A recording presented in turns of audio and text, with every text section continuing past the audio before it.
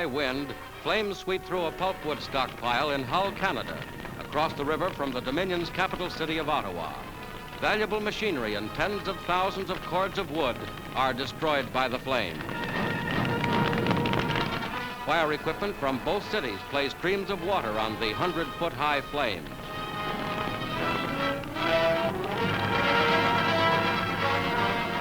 Daylight reveals the extent of the damage to the big stockpile. The loss is increased when the flames reach the Alexander Railroad Bridge. The terrific heat tears and twists the bridge and the heavy rails in one of Canada's most serious losses by fire.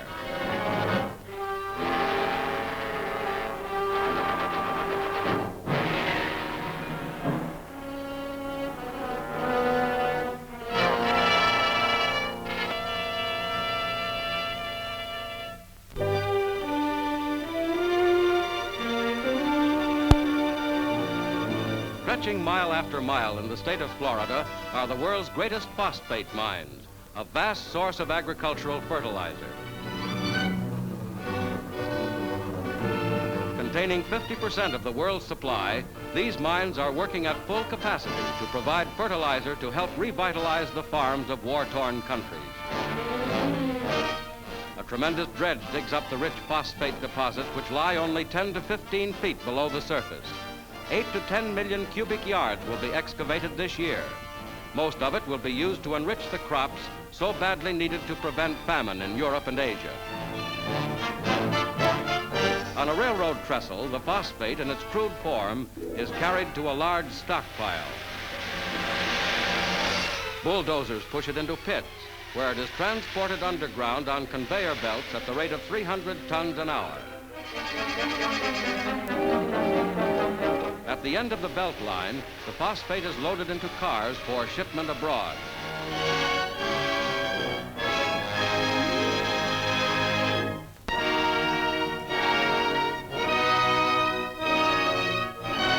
The United Nations Security Council begins its second day of deliberations in New York City.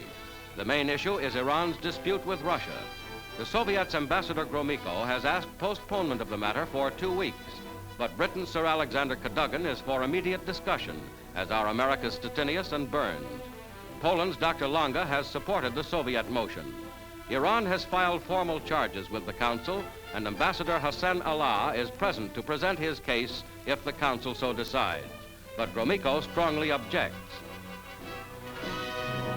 Данного корреспонденту американского телеграфного агентства Associated Press 19 марта сего года. В этом интервью, как известно, генералиссимус Сталин заявил о том, что он придает большое значение Организации Объединенных Наций, что позиция... Mr. Gromyko insists that there's been an understanding reached between the Soviet Union and the Iranian government. He makes a motion that the case therefore be eliminated from the agenda of the Security Council. Dr. Kuo of China, presiding, calls for a vote on Gromyko's motion. The Soviet delegate and Dr. Lange of Poland vote in favor, but by a show of 9 hands to 2, the Iranian protest is kept on the agenda.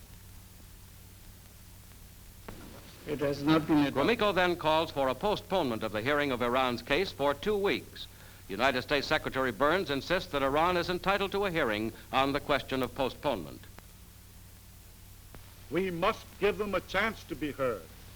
After we've heard them, after we've heard the representative of the Iranian government speaking for his government, if his statement does not appeal to us, then we can postpone.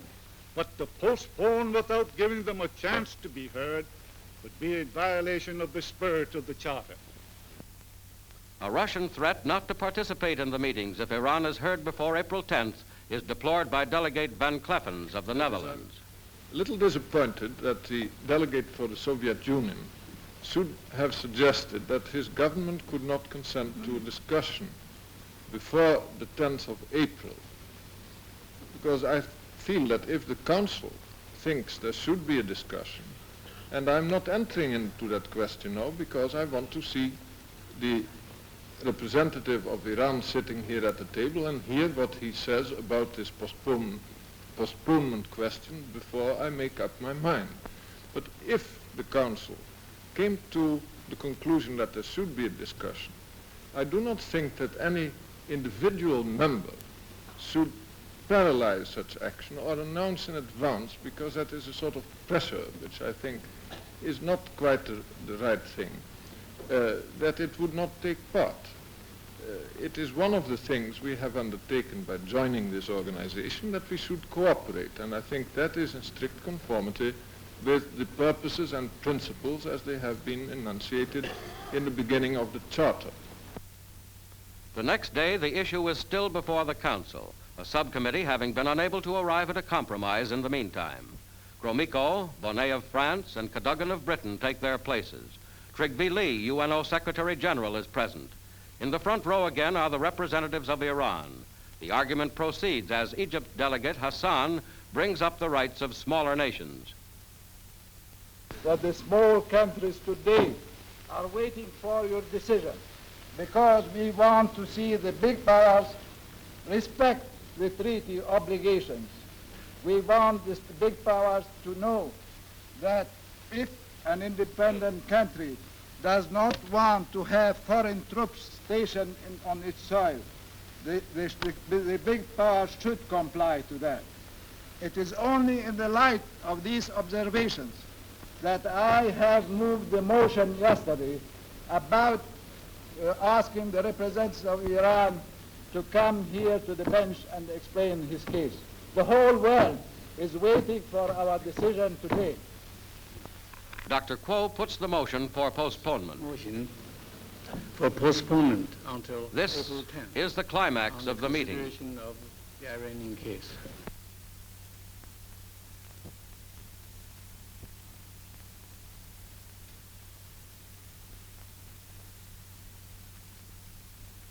All those who are in favor of the Soviet representatives' motion will please signify by raising their hands.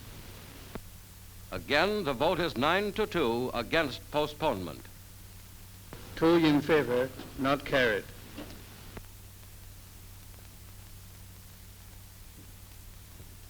The Iranians get ready to present their case, and Ambassador Gromyko rises with the Russian delegation to leave the council table.